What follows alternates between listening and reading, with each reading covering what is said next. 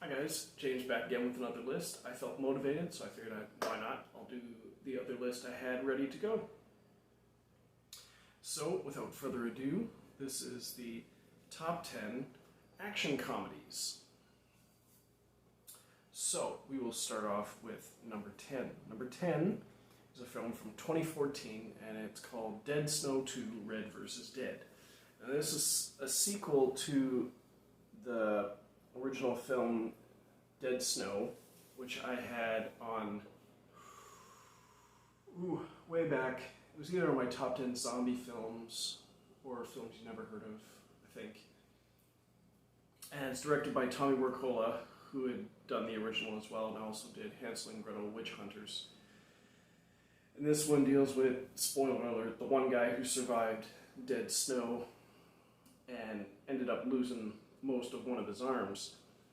He ends up in the hospital, and they reattach an arm they found, which I believe turned out to be, I think, a zombie arm, but it ends up kind of taking on a life of its own. It has like super strength, but it's also kind of possessed, like possessed hand kind of thing, like an angel. Anyway, so he gets help from these American zombie enthusiasts to come and take down these Nazi zombies that are still rampaging around. And it's a lot funnier than the first one. And I think it's mostly in English, because you have Martin Starr and some other American actors in there. But it's more funny right off the bat. The other one sort of was just kind of kids having parties and stuff like that until they discover the Nazi gold and the Nazi starts coming after them. This one starts up with a comedy right away, and the name Red vs. Dead sort of comes about where you have these undead Nazi zombies, and they end up finding out, I think they somehow resurrect these undead Russian soldiers to fight the undead Nazi soldiers. So you get a big battle at the end. Anyway, it's a funny movie. It's a funny follow-up to a great zombie movie. So that was Dead Snow 2, Red vs. Dead. Alright, number 9, we have a film from 2012 called Stand Up Guys. And this one was recommended to me by my friend Bevan, and it's sort of an aging mob movie, I suppose, because you get Al Pacino gets out of prison after pulling a job years ago, and he didn't want to name names and stuff like that, but the son of a mob boss died during that job, so he gets out of prison. He gets his best friend and former co-worker, I suppose, played by Christopher Walken, that he has till morning to kill him. And so they decide they're not gonna carry things out the way the mob bosses plan. They're gonna have a night on the town. They go and get their old wheelman, their driver from back in their mob days, played by Alan Arkin. And it's just three old gangsters going out on the town, and it's a really, really fun movie. Watching these three great actors together just look like they're having the time of their lives, and they may have been even while making the movie. Who knows? No, it's a very, very, very funny, very charming movie. Stand Up Guys. Number 8, we have a film from 2013, and it goes by several titles. The one most commonly is Charlie Countryman. In Canada, like in the Blu-ray I used to have, it was called Kill Charlie Countryman, and it's also known as The Necessary Death of Charlie Countryman. Anyway, you get this character Charlie Countryman, played by Shia LaBeouf, flying overseas, meets a woman on the plane played by Evan Rachel Wood that he instantly falls in love with, and so starts pursuing her around town. I think it's Paris, and sort of gets into a whole lot of trouble. No, not Paris. Bucharest. And finds out she has a kind of unhinged, kind of psycho, charming ex-boyfriend or ex-lover played by Mads Mikkelsen. Another great Mads Mikkelsen performance. And so you get the whole love triangle going around throughout the movie. But you've also got Rupert Grint in there from Harry Potter. Oh, there's a ton of people in this one. Til Schweiger, Vincent D'Onofrio's in there, Melissa Leo, Aubrey Plaza. And it's a very, well, the majority of Shia LaBeouf's movies are great. He does a great job in all of them. But it's a very off-the-wall kind of love triangle, violent kind of movie. So that was Charlie Countryman. I'll just list it as Charlie Countryman because all the alternate titles put something in front of Charlie Countryman, but they all involve that name, so that's what I'll do. All right, number 7, we have a film from 2018 called Gringo. And this one was directed by Nash Edgerton, brother of Joel Edgerton, who stars in the movie, along with Charlize Theron, Sharlto Copley, and David Oyelowo. Believe I pronounced that right. You've also got Amanda Seyfried and Tandy Newton in there, and David Oyelowo is a down-on-his-luck businessman who's sent down to, I think, Mexico by Charlize Theron and Joel Edgerton to pick up this marijuana pill that they've developed in their factory down there. So he has to go down there and pick it up because they're pitching it to investors. And he ends up getting captured by the cartel and ransomed, and they send a hitman down there, played by Sharlto Copley. Very funny role for him. And just a whole bunch of chaos ensues. But David Oyelowo is so funny in this movie. Just like hapless Gringo going down there, just totally out of his element, getting into all sorts of trouble. Very funny. Gringo. All right, number 6, we have a film from 2019 called Lucky Day. And this was written and directed by Roger Avery, who had gone a fairly long time without directing. I believe the last movie he directed was Rules of Attraction. And the last one he had written, I think, was Beowulf. But he was also well known for being one of the co-writers on Pulp Fiction. He directed Killing Zoe. The only one of his I never saw was, I think, Mr. Stitch. I think that was his first directorial. I think that was his directorial debut.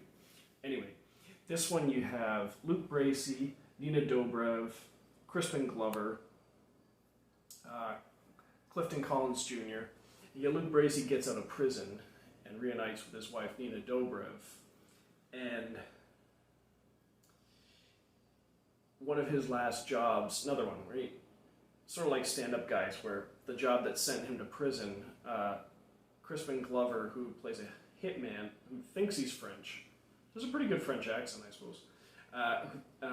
His brother died during that job, so he is coming after Luke Bracey's character. And for a guy who just wants to go straight, getting involved with a hitman, and also with a very abusive, cynical parole officer played by Clifton Collins Jr., who does a great job as well. But it's one of those, he's not going to let him go straight, even though he's there to keep him on the straight and narrow. Anyway, I thought it was a great return to form for Roger Avery, who had been away from the industry for so long. So once I saw that, oh wow, it's another Roger Avery film. It's been so long, I'm going to pick that up. So I did, and I enjoyed it, and I recommend it here. Lucky Day. Number 5 was recommended to me by Rob, who I do the Movie Madhouse podcast with, and it is a film from 2020, so last year, and it's called Fatman. In this one, you have Mel Gibson playing Santa Claus, and a kid who's a very rich, spoiled brat of a kid. I think he's a very bad kid, so he gets a lump of coal in his stocking from Santa.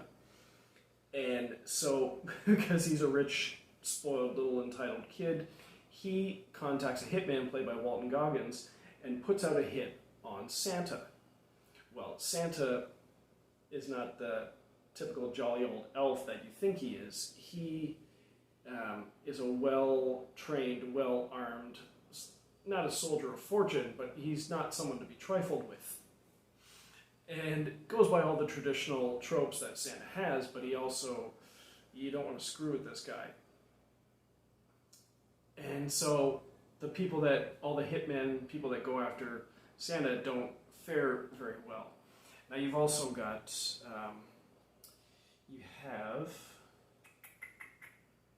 Marianne Jean-Baptiste plays Mrs. Claus, and Danny McBride and David Gordon Green are executive producers, not in the movie. Let's see if there are other. No, those are primarily the actors you'd recognize in it, but it's very funny, very violent, but very funny movie. And I thought another great job done by Mel Gibson. So that's Fatman. Number 4, we have a film from 2001 called Formula 51.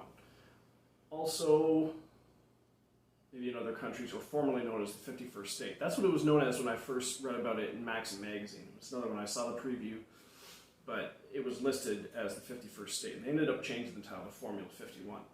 It basically involves Samuel L. Jackson plays a former chemistry graduate who gets pulled over by the cops for possession of marijuana and goes to jail, and then gets out and becomes a chemist working for the Lizard, played by Meatloaf. And he develops this new chemical compound, or a pill, a drug called Formula 51 that's supposed to be like 51 times more potent than any drug out there. And he leaves the Lizard's employ against Lizard's will and goes overseas to sell his stuff to the highest bidder over in England. He meets up with Robert Carlyle in, next to Trainspotting, probably the funniest I've seen Robert Carlyle in a movie.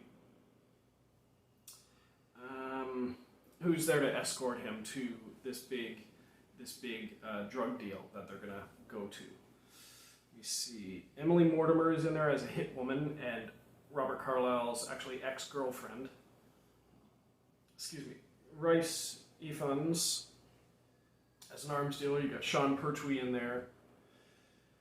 Essentially all those, and that's the basis for the movie. You get the Lizard sending a hit woman after them, and bunch of chaos ensues again. But it's a very, very funny movie.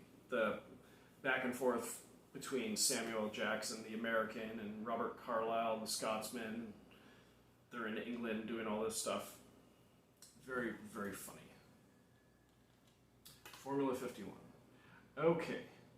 Now, number 3, I'm going to do 2 movies. I was going to do like a spotlight on one or both of these, but I figured when I got inspired to do the action comedy list, this one, based on the movie I have at number 1, I decided to throw these in together because I couldn't decide. So we got Bonk Bag Cop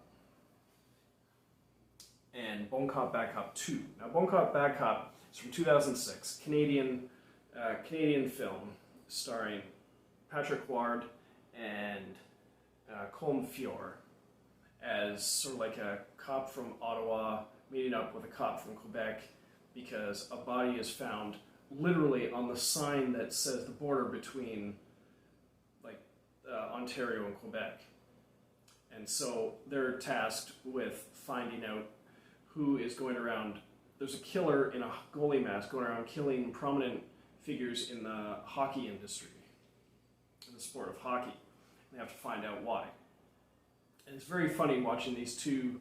It's not like 48 Hours, but not unlike 48 Hours, where you just have 2 different people that are forced to work together. But it's very, very funny. And they followed it up several years later with Bonk Bag Cop 2 in 2017, so 11 years later.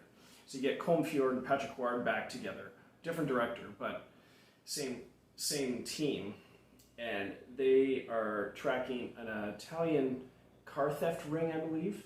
And so they end up going down to the States instead of staying in Canada. And they're on much better terms this time because they're actually friends now and working as partners instead of getting to know each other. So they have the basis from the first film, but they're just as funny together. But now they're sort of fish out of water. Instead of English and French in Ontario, Quebec, now you have the English and French going down to the U.S., the southern U.S. So it's very, very, very potent comedic mix you have there between the three cultures. That was Bonk Bag Cop 1 and 2. You get a twofer. All right, number 2, we have a film from 2010 called Operation Endgame. And this one is basically, you have this underground facility that houses these two teams of assassins, and they all have these Alpha team and Omega team, and they all have these weird names like Judgment and the Fool and let me see.